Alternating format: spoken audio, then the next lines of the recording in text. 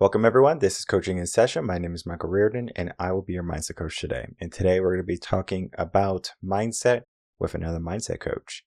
The conversation we have is going to be closely related to probably something that you're maybe a little bit too familiar with, and we don't necessarily want you to be doing that for the rest of your life. There are going to be moments when you might dive into it. Maybe you dip your toes into it occasionally. And that's going to be dealing with all the ideas of chronic overwhelm, including stress, anxiety, burnout, depression. If that is you, this episode is for you because we talk about all of these different areas and we break them down so you can easily understand them and then begin to correct them in a way that's going to be appropriate for you. Stress is a good thing if used correctly, but sometimes we can be stressing about things that are outside of our control. Stress in certain levels can help you propel forward, give you momentum. If I'm stressed about deadlines and doing everything, for example, the podcast, I could be stressed about the podcast. I'm not. If I wanted to be stressed about the podcast, I would say, oh, I got to get a guest. I got to get this episode out. I have to do this. And to be honest, I'm cool as a cucumber when it comes to the podcast. The only reason I'm probably cool as a cucumber is because I have created a system that makes my life super simple, easy. And then for me to have a system in place that I will never, ever get burned out. How did that happen? I planned for it. It wasn't something that I just woke up and said, yeah, I'm going to have a podcast and I'm going to do it live. And that's how it started, actually. And I was like, this is crazy. I'm not doing this. And I adjusted very quickly. Sometimes I look at radio hosts that have live shows every day and I'm like, whoa, like, how do you guys do it? They have figured out what works for them. And what works for you is going to work for you. But in order for us to do that, we must learn what exactly is our story? What is going to work for us? And if we are not aware of what that is, we're going to find ourselves always at a wall, at an obstacle, at a moment when we're not feeling capable. So let this episode be that moment that's going to give us that motivation and then to look at all the areas where we want to get some work in. And the way we do that is by having a conversation and then, of course, learning by different knowledges and different wisdoms. And today we're going to be doing that with my guest, Celeste Stacey.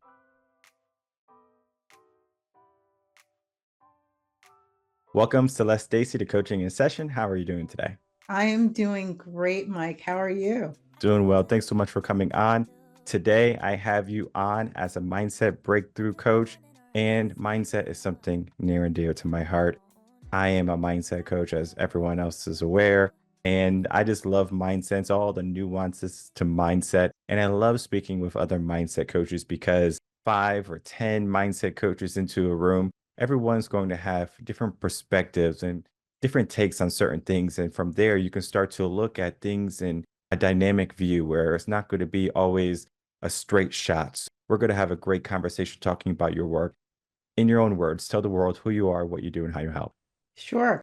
My name is Celeste Stacey. I am a mindset breakthrough coach. I'm a keynote speaker. I'm an organizational trainer. And I help chronically overwhelmed professionals get their lives back in a nutshell. What happened to their life in the first place? What happened to their lives in the first place is that they normalized, they justified, they rationalized, and they absorbed a life of chronic overwhelm that is stealing their joy completely.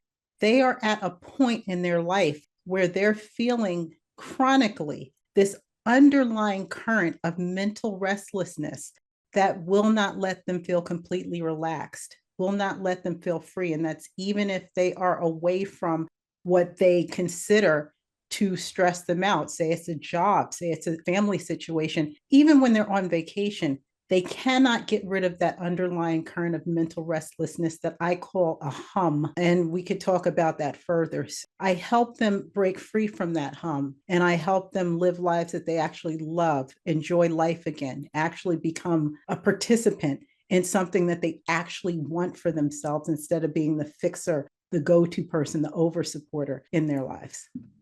I can't imagine many people wanting chronic stress in their life. How is this something that readily available to everyone or seems to be in everyone's lives? That's a great question, Mike. Nobody wants to be chronically overwhelmed, but I think what happens is people don't really understand what it is because it is conflated with so many different things. It's confused with stress. It's confused with anxiety. It's confused with burnout a lot. And I think it's important to recognize the difference between stress and anxiety and chronic overwhelm. And there's two types of overwhelm. There's acute and there's chronic. And really understanding those various degrees of feelings and how we slowly allow them to creep into our lives, and we call it life. To answer your question, people don't necessarily want those things to come in, but if you don't recognize when something is coming in, you tend to accept it until it gets too late. And so with chronic overwhelm, it is a process. It is not an outcome. Burnout is the outcome of chronic overwhelm. We do not want to get to burnout. And depression is something completely different. That's another thing that is confused with. Until we understand these various degrees, like for example, chronic overwhelm is like the unchecked high blood pressure and unchecked cholesterol that leads to that heart attack or stroke that is burnout. Until we understand those differences, they're always going to creep in. And in various degrees, we all experience them, but it's not until we experience them over an extended period of time that we let them seep into our being until it becomes what we know as our lives, that it becomes that chronic overwhelm, and it's very, very dangerous. So, chronic overwhelm, it seems like it has many different faces: stress, anxiety, burnout, depression. And I always love to give a picture to the face. Can we give some examples? I know we gave like a blanket one. It could be in your career, it could be in your family, but can we go down the list of examples of something that's a teenager? You might be stressed about a test that you have to take, or you have to do like a recital or something. So you're stressed. It could also be anxious, that you're anxious that someone's not going to ask you out to prom. Like we can go down the list of real life examples. It doesn't matter the age. You can use kids, teens, adult. I think it's going to give a wide range for people to start to see it, because when we talk about stress and anxiety, everyone just kind of lumps it together and then it becomes very confusing until you start to unwrap it and say, this is what this is. Exactly. And so I'll use like a common example for a work environment. Stress is something that we all experience. Stress is simply body reaction, a physical response to something that is unexpected for us. Take, for example, I love to use either going on an appointment or getting something done at work. So, take, for example, you have a deadline, and that deadline for your work or your school project is moved up, it's moved closer. That is going to invoke some stress in you, right? Oh my goodness, this deadline is shorter. I had this timeline planned out, and now it's due sooner. And all of these emotions are going to start going through your body. It may be anger, it may be frustration, it may be anxiety too. It may be that, oh my goodness, what's going to happen?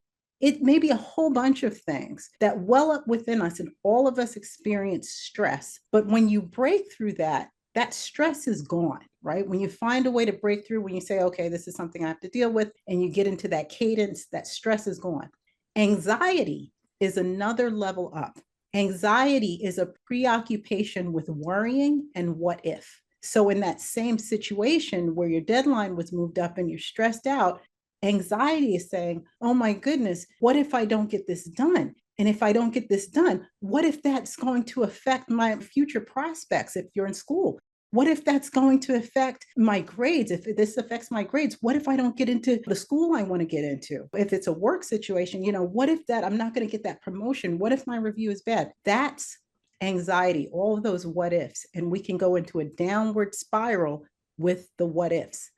On top of that, there's overwhelm. And there's two types of overwhelm. There's acute overwhelm and there's chronic overwhelm. Acute overwhelm in that situation, in addition to all of those feelings that we just talked about, acute overwhelm is, oh man, I'm working on this. Now I have to focus on this. And that means that I have to ignore all this other stuff. My emails piling up. all this other work that I have to now ignore. And because I have to now ignore all of that work and it's piling up, it's going to set me back for this other stuff. This is just too much. That's acute overwhelm. And acute overwhelm is picture taking like a snow globe. Have you ever seen a snow globe, Mike? Okay, picture taking a snow globe and shaking it up. When you shake up that snow globe, all the snow's all over the place. It looks like chaos you can't see, and then it settles, right? And something shakes you up again, and then it settles. That is acute overwhelm. That is overwhelm in the moment to a situation that gets us heightened in stress and anxiety, and then it settles. Overwhelm encompasses stress, it encompasses anxiety, but they're not the same, right? They're not equal. People confuse it. Chronic overwhelm in that situation is when stress and anxiety and acute overwhelm happen so much and we normalize it so much that it is no longer heightened. It becomes like more of a duller feeling. We still feel a sense of helplessness, but we feel like there's nothing that we can do about it. We just normalize it. Pretty soon we justify it and rationalize it, and it becomes part of us. Burnout is outside of that. That is the extreme. Burnout is the outcome of unchecked chronic overwhelm. And burnout is literally a ceasing to function. So when you get to burnout, you are at the point where some people may call it a breakdown.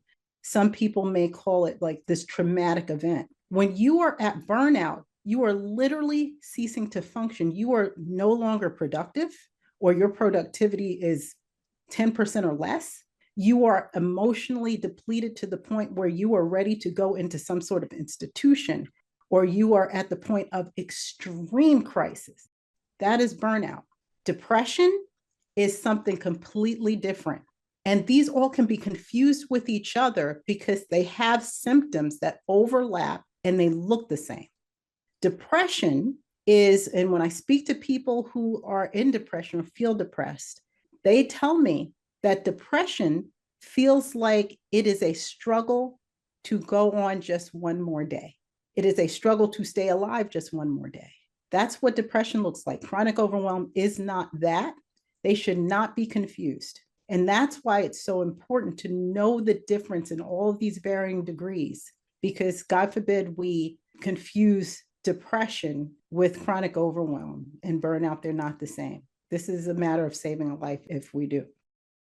When we start to look at all of these different areas, we have to begin to look at the individual. If we look at generations, for example, the baby boomers are a good example of people who have been through war. They have gone through it. And one of the mindsets that baby boomers have to the generation Alpha or maybe Gen Z generations is that they are very weak-minded. They have a very fragile type of demeanor where they won't do something to mess up their nails, or they don't want to mess up their new Jordans. They have a different way of looking at things. And if you messed up a baby boomer's shoes or something, they'll probably say, "Yeah, it's just a pair of shoes."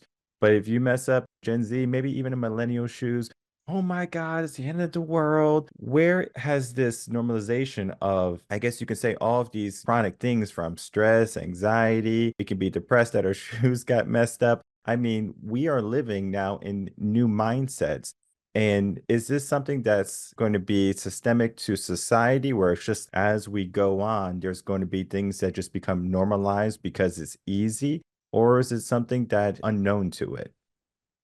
And so what I'm hearing is because the world changes around us, does that mean that considered normal back then, where we had to just like suck it up? I'm not a baby boomer, but they had to just suck it up and they were like, oh, you guys are soft. The things now that we're living in, this culture now is normalizing certain things where we say, I feel injured by this thing, like the Me Too movement, which is very important. For example, body positive movement, where there are people who are tired of being bullied for having more weight, having obesity. There's a body positive movement that says, hey, we're okay. And I feel injured now that you're talking about me. When we talk about the changes in generations and the changes in cultural environments, yes, there are changes in those environments. However, we're still individuals and we have internal worlds and wars that we're fighting. So for someone from another time or even from another experience in this time to say, oh, that's not even something that you should be worried about. Get over it or whatever. They don't see your story. Each of us has a story, and that story started in our formative years, arguably.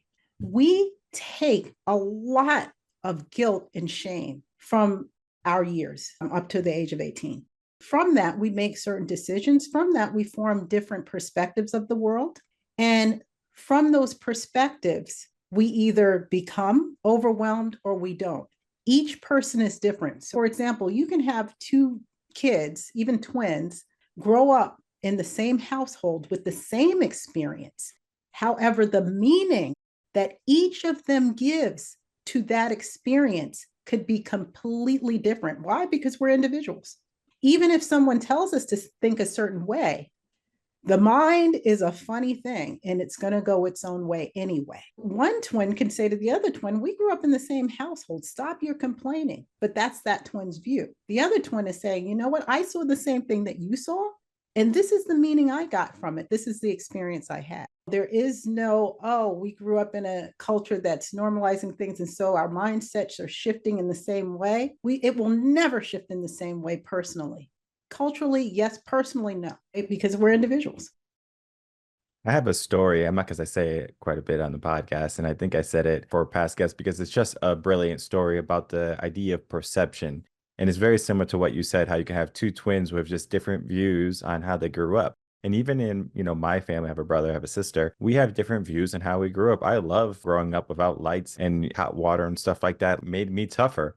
I feel that made me a better person. However, some people will look at the situation. I can't believe you had to go through that. That was probably miserable. No, that was a blast because I learned that those things, hey, we can appreciate them or we can pedalize them. You're like saying, yeah, this thing right here is something I need. I want to live this grandiose life. And we get the view of an American dream. And it's not so much about talking just about the American dream. It's the idea of the end goal of what people want. They want maybe a house, right? The idea of home ownership. Maybe they want to start a family and they want to have a career where they can be successful, right? So we give ourselves a foundation, a blanket that we are going to go after. And if we don't get one of them, right? So we have our goals and we're not able to get them for some reason, or it's very difficult. We're not a homeowner. No one likes us. And we're not finding love. Our career, we don't like it. Our boss is a jerk or whatever. It's a bad situation. So now we start to feel like we're not worthy anymore because we're not even able to get the things that we dreamed of or the things that we once have idolized. How can we start to make steps toward progress when we feel inadequate? That's a great question. So, all of those things that you just mentioned, the house, the car, all of these things, they are what I call the shoulds. It's natural when you grow up in a society that normalizes those shoulds and says, here is the bar. These are the standards. This is what you need to make to feel like you're worth anything, to show your worth. The first thing, and this is one of the hardest things to do, is challenge the stories you tell yourself about yourself in relation to the shoulds. When I talked about the fact that in our formative years, we create stories, and from those stories, we make decisions that change the trajectory of our lives potentially. As we get older and we become adults, we make more stories. And in those moments of decision are a whole lot of shoulds.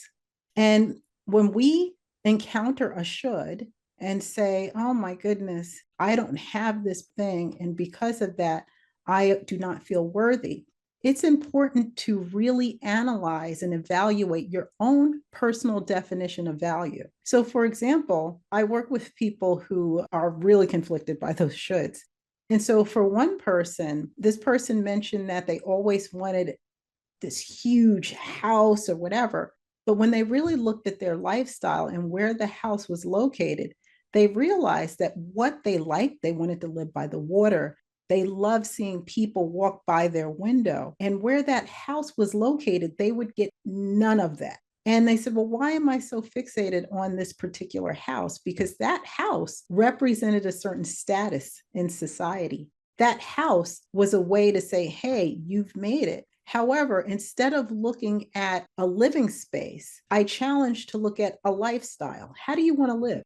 How do you want to feel most of it? And when people are able to focus on themselves as individuals, how they want to feel most of the time, then they really realize that there are a plethora of things open to them that doesn't necessarily play into the shoulds, but they create their own sense of value within. It's not as easy as just saying it because we are so deeply rooted in it. And that's why it's very, very important to be able to work with someone who can help you root that out. The first thing is to challenge the stories you tell yourself about yourself in relation to these shoulds. I love the idea about the shoulds too, because we should do a lot of things. We should be happy. We should go to the gym. We should eat healthy. We should be good sons and daughters. We should be great citizens. I mean, we have a lot of burden because now all of these shoulds are weighing on us, and now we're more stressed. Maybe we're anxious if we're doing it right or wrong. Looking at yourself as a person that is trying to juggle a lot. And this happens a lot with families that have a kid coming into the mix, right? Because they feel like they should do something to this kid or for this kid, right? I should be a good dad. I should be a good mom. I should be present. If my kid wants to talk to me or come in the office, I should put everything down to pay attention to them. And there's different schools of thought when it comes to raising a child. I do want to get your take on mindset because we talked about how culture and generations can kind of move on. And I'm not sure if you have heard the statistic. Millennials are the most active generation in their kids' life. I believe 71% of millennials are extremely active in their kids' life.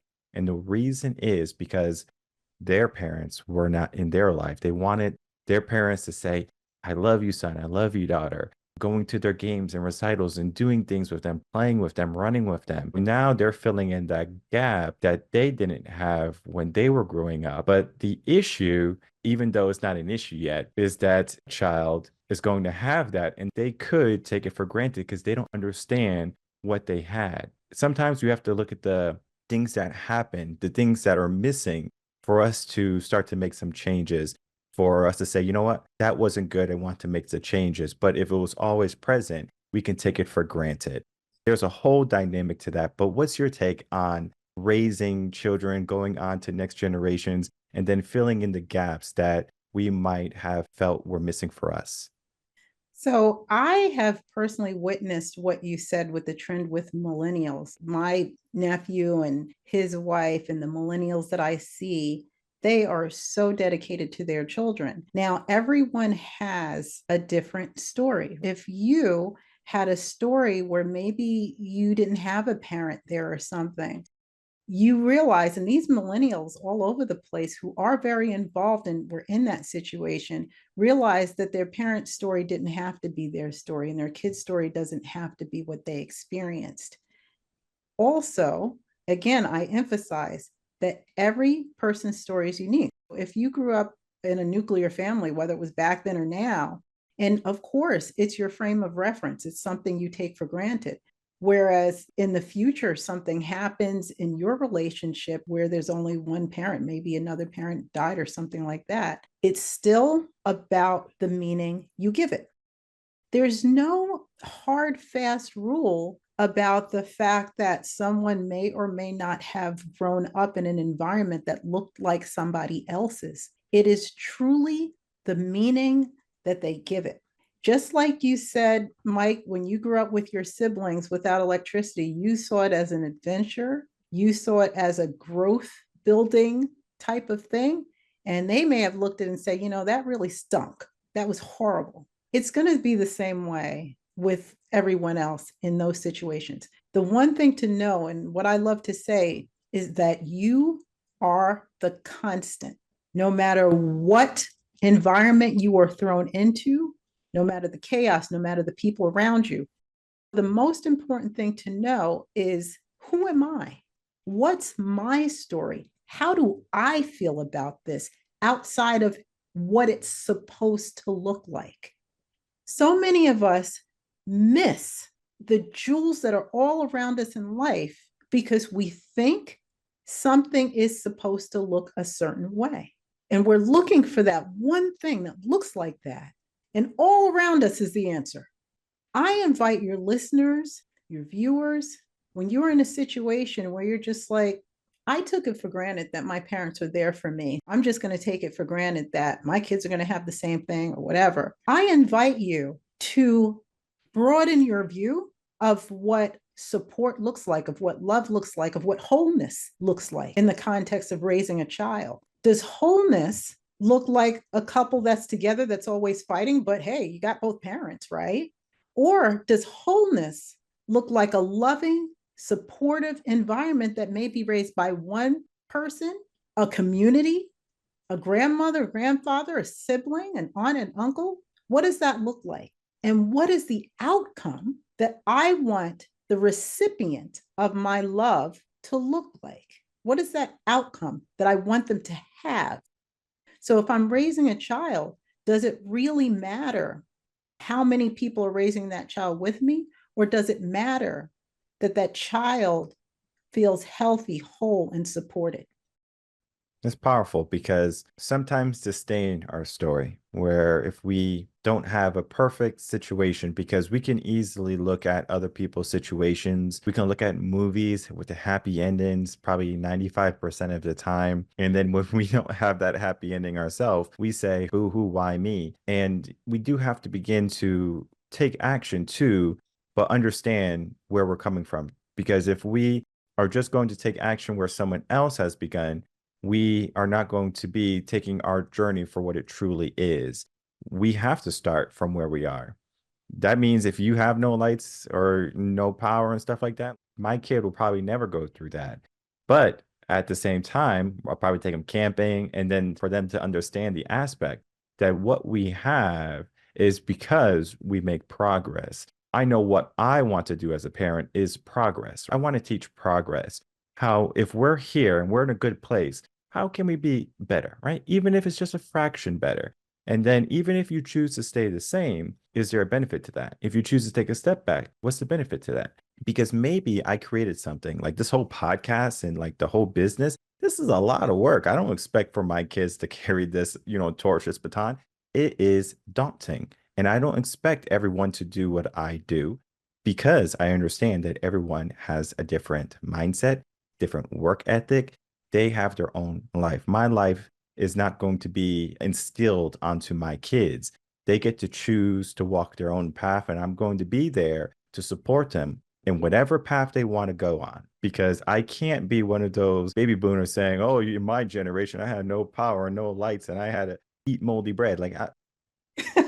There is no benefit for me to do that. Only benefit is to make sure that they have the best situation, that they can propel themselves in whatever direction that they want to go. And if they fall for some reason, you're there to catch them, you're there to support them. That is my view on parenting in a nutshell. And you know what? I could talk to you probably all day.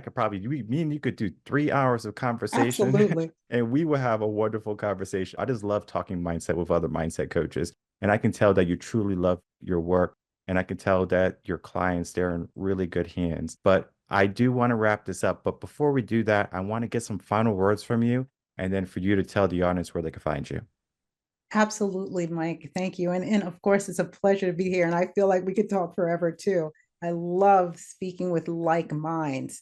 What I would leave with your audience is that if you find that you are having difficulty feeling completely relaxed, no matter what you do, if you find it difficult to focus on one thing without feeling like it's at the expense of another, if you label yourself a perfectionist, if you're the type of person who ruminates and your mind's constantly running, those are signs of chronic overwhelm. It does not get better. Get help because it leads to worse things. As far as where to find me, I'm going to leave a special link for your listeners, Celeste CelesteStacey.com, and that's Stacey with an EY /talk. If you feel you're in that situation, 100% free. You can connect with me. We'll determine whether you are really in chronic overwhelm. And if you are, we'll talk about next best steps to help you get your life back. And they can also connect with me directly on LinkedIn at Coach Celeste Stacey, and on Instagram, which my Instagram is anorexic. I want followers. And that is at Coach Celeste Stacey. Perfect. And I'll make it easy for everyone. All the links are going to be in the description box below. So click those links, follow her, connect with her, learn more about what Celeste is doing to help individuals, help the world be in a better mindset, be in a better place. Because as she said, we all have a story, but we can't always let our story define us. All right, everyone. I'd like to thank you so much for tuning into that interview with my guest, Celeste Stacey. What went on is a wonderful mishmash of mindset, because mindset can be whoa everywhere. And I mean, I've had conversations with mindset coaches where it went very different, and not different in a bad way, just different in a different way.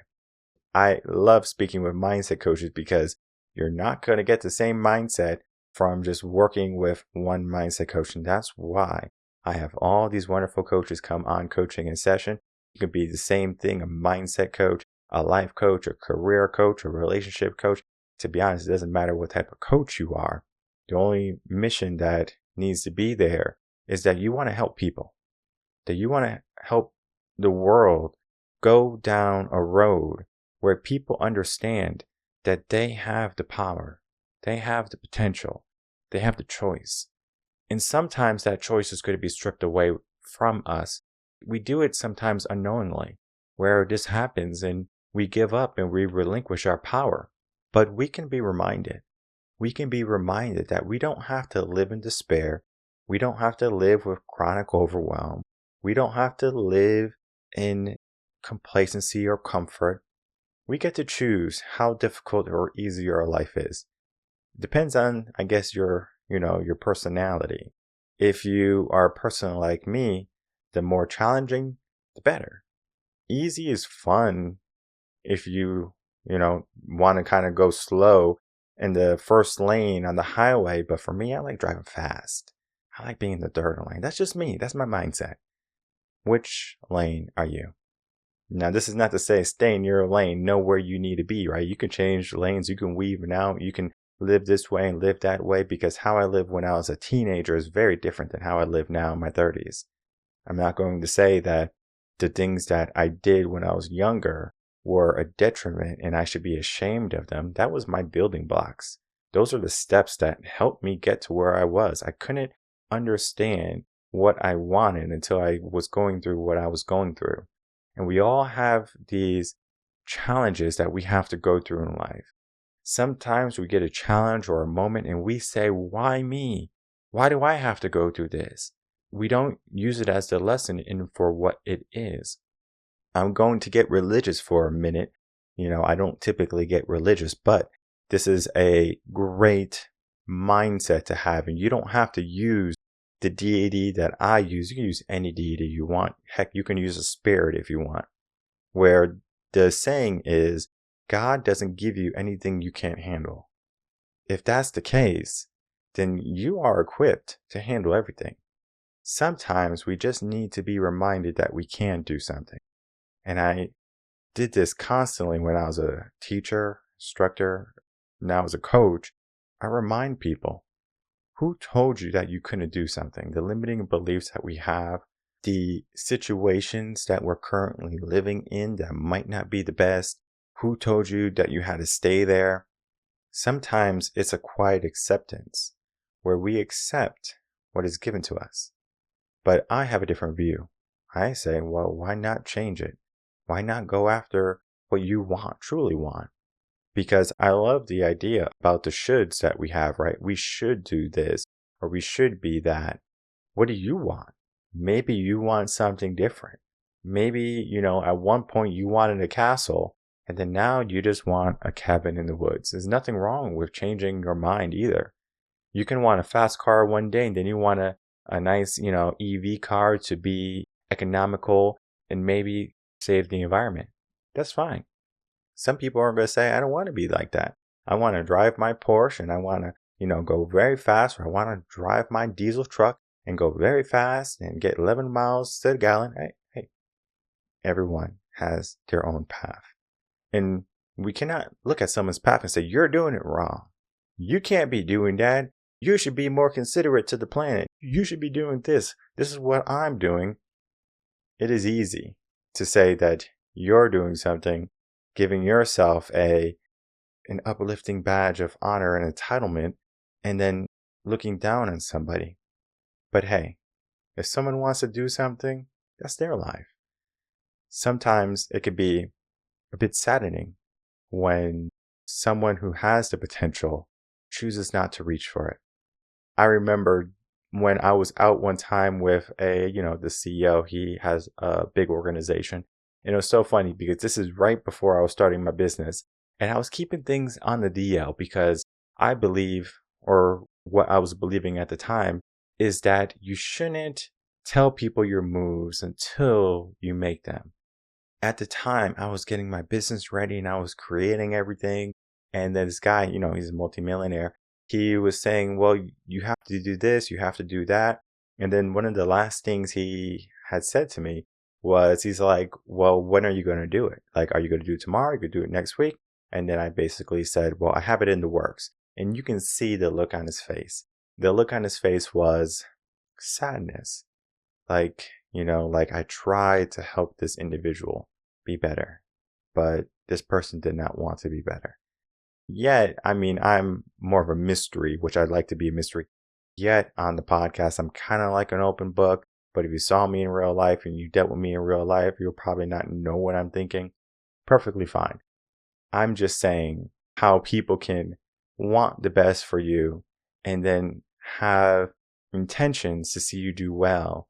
But then if you're not a person that's readily and willing to do it, it could be a bit disheartening for some people, especially when they want you to do good. I've learned to disassociate that because I understand that sometimes people need to take a break. I can't just yell at people if they're, running on their race of life and they stop. I can't say, why are you stopping? I didn't stop. That person didn't stop, right? Figure out what's going on. We assess the situation and then we figure out what can we do. The way I do coaching is unique to individuals. The way Celeste does coaching is going to be looking at your situation as well. And I love coaches that do that because we can't just give a cookie cutter program to everyone, right? We can't say, well, this program is going to be for everybody. And as long as you take this program, you're going to be successful. You're going to be happy.